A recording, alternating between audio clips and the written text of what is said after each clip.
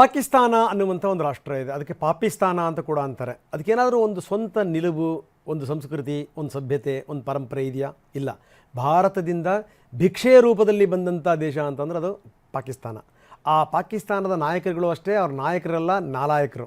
ದುಡ್ಡು ಸಿಗುತ್ತೆ ಅಂತಂದರೆ ಯಾರ ಬೂಟ್ ನೆಕ್ಕಕ್ಕೂ ಕೂಡ ಅವರು ತಯಾರು. ನೋಡಿ, ಹಿಂದೆಲ್ಲ ಎಷ್ಟೊಂದು ನಖರ ಮಾಡಿತ್ತು. ನಾನು ಭಾರತದ ಜೊತೆಗೆ ಆಡಲ್ಲ, ಬ್ರದರ್ಲಿಹುಡ್, ಬಾಂಗ್ಲಾದವ್ರಿಗೆ ನಾವು ಸಪೋರ್ಟ್ ಮಾಡ್ತೀವಿ. ಇದ್ಯಾಕಪ್ಪ ಅಂತಂದರೆ ಬಾರ್ಗೇನಿಂಗಿಗೋಸ್ಕರ. ದುಡ್ಡು ಸಿಗುತ್ತೆ ಅಂದ ತಕ್ಷಣ, ಕಾಸು ಸಿಗುತ್ತೆ ಅಂತ ತಕ್ಷಣ ಕಾಲು ನೆಕ್ಕಕ್ಕೂ ತಯಾರು. ICC ಹತ್ರ ಒಂದು ಪಟ್ಟಿ ಇಟ್ಟಿದ್ರು ಇವರು.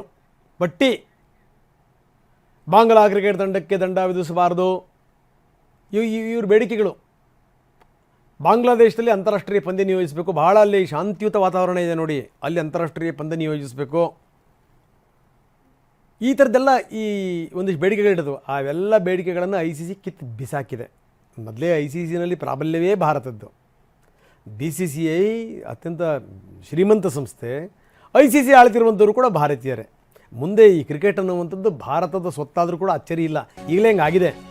ಇನ್ನು ಇವ್ರದ್ದು ಯಾವನು ಕೇಳ್ತಾನೆ? ಹಚಾಂದ್ರು ಹಂಗಾಗ್ತಿದ್ದಂಗೆ ಗೊತ್ತಾಯಿತು, ಇದೆಲ್ಲ ಎಡವಟ್ಟಾಯ್ತಿದ್ದು. ಇವ್ರ ಹತ್ರ ಬಾಲ ಬಿಚ್ಚಿಬಿಟ್ರೆ ಕೊನೆಗೆ ನಮಗೆ ಮ್ಯಾಚ್ಗಳು ಸಿಗಲ್ಲ, ದುಡ್ಡು ಬರಲ್ಲ, ಕಾಸು ಬರಲ್ಲ. ಹಂಗಾಗಿ ಜಿ ಹುಜೂರ್, ನೀವು ಹೇಳ್ದಂಗೆ ನಾವು ಕೇಳ್ತೀವಿ ಅಂತ ಶುರು ಮಾಡ್ಕೊಂಡ್ರು. ಇದು ಈಗ ಪಾಕಿಸ್ತಾನ ಎಲ್ಲ ಬಿಟ್ಟು ಈಗ ಆಟ ಆಡಲಿಕ್ಕೆ ನಾನು ತಯಾರಿದ್ದೀನಿ ಅಂಥೇಳಿ ಒಪ್ಕೊಂಡಿದೆ. ಭಾನುವಾರ ಹೈ ವೋಲ್ಟೇಜ್ ಕದನ ಕೂಡ ಶುರು ಆಗ್ತಾಯಿದೆ. ಬನ್ನಿ, ನಮ್ಮ ಪ್ರತಿನಿಧಿ ಮಹೇಶ್ ನಮ್ಮೊಂದಿಗೆ ನೇರ ಸಂಪರ್ಕದಲ್ಲಿದ್ದಾರೆ ದೆಹಲಿಯಿಂದ. ಮಹೇಶ್, ನಾನು ಪಾಕಿಸ್ತಾನದ ಗುಣಗಾನ ಮಾಡಿದೆ. ಪಾಕಿಸ್ತಾನ ಎಂಥ ರಾಷ್ಟ್ರ, ಎಂಥ ಪಾಕಿಸ್ತಾನ ಅದು. ಜೊತೆಗೇನಂದ್ರೆ ದುಡ್ಡು ಸಿಗುತ್ತೆ, ಕಾಸು ಸಿಗುತ್ತೆ ಅಂತಂದ್ರೆ ಯಾರು ಕಾಲು ಬೇಕಾದ್ರೂ ನೆಕ್ಕಲಿಕ್ಕೆ ತಯಾರು ಅಂತ ಇಷ್ಟಿದ್ದ ಪಟ್ಟಿ ಕೊಟ್ಟಿತ್ತು. ಪಟ್ಟಿನೆಲ್ಲ ನೋಡಿ ICC ಅವರು ಹಚ ಅಂದರು. ಅದಾದಮೇಲಿಂದ ಹೆಂಗೆ ಗೊತ್ತಾ, ನೀವು ಹೇಳಿದ್ದೆ ಜೈ ಅಂತೇಳಿ ಜಿ ಹುಜೂರ್ ಅಂತ ಹೇಳ್ಬಿಟ್ಟು ಈಗ ಅವರು ಶರಣಾಗತರಾಗಿದ್ದಾರೆ. ಅಂತೂ ಇಂತೂ ಎಲ್ಲದಕ್ಕೂ ಕೂಡ ಒಪ್ಕೊಂಡಿದೆ ಪಾಕಿಸ್ತಾನ ಅನ್ನಂಗೆ ಆಯಿತು. ಏನಂತೀರಿ? ನಿಜ ರಂಗನಾಥ್, ಜೆಟ್ಟಿ ಏನು ನೆಲಕ್ಕೆ ಬಿದ್ದರೂ ಮೀಸೆ ಮಣ್ಣಾಗೋದೊಂದು ಗಾದೆ ಇರುವಂಥದ್ದು. ಯಾಕಂದರೆ ಅಷ್ಟರ ಮಟ್ಟಿಗೆ ಪದೇ ಪದೇ ನಾವು ತಪ್ಪು ಮಾಡ್ತಾ ಇದ್ರು ಕೂಡ ಏನು ನಮ್ಮ ತಪ್ಪಲ್ಲ ಅನ್ನುವಂಥದ್ದು ಪಾಕಿಸ್ತಾನ ವಾದ ಮಾಡ್ತಾ ಇರುವಂಥ ಕಂಟಿನ್ಯೂ ಆಗ್ತಾ ಬರ್ತಾ ಇರುವಂಥದ್ದು. ಈಗ ಬಾಂಗ್ಲಾದೇಶಕ್ಕೆ ಪರವಾಗಿ ನಿಂದಂಥ ಪಾಕಿಸ್ತಾನಕ್ಕೆ ತೀವ್ರ ಮುಖಭಂಗ ಆಗಿದೆ ಅಂತ ಹೇಳ್ಬೋದು. ಯಾಕಂದರೆ ಬರುವಂಥ ಫೆಬ್ರವರಿ 15ರಂದು ಏನು ಭಾರತದ ವಿರುದ್ಧ ನಾವು ಪಂದ್ಯ ಆಡಲ್ಲ ಅಂತೇಳಿ ಬಹಿಷ್ಕಾರ ಕೂಡ ಮಾಡಿತ್ತು. ಈ ಹಿನ್ನೆಲೆಯಲ್ಲಿ ICC ಸರಣಿ ಸಭೆ ಕೂಡ ಮಾಡಿರುವಂಥದ್ದು.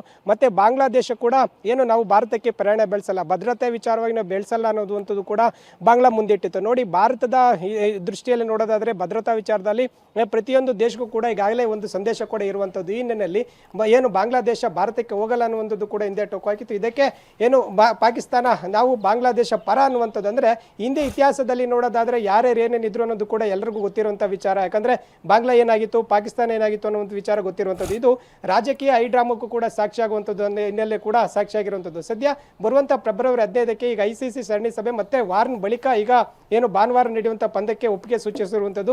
ಮತ್ತು ಈಗಾಗಲೇ ಭಿಕ್ಷಾ ಪರಿಸ್ಥಿತಿ ಕೂಡ ಪಾಕಿಸ್ತಾನಕ್ಕೆ ಇರುವಂಥದ್ದು.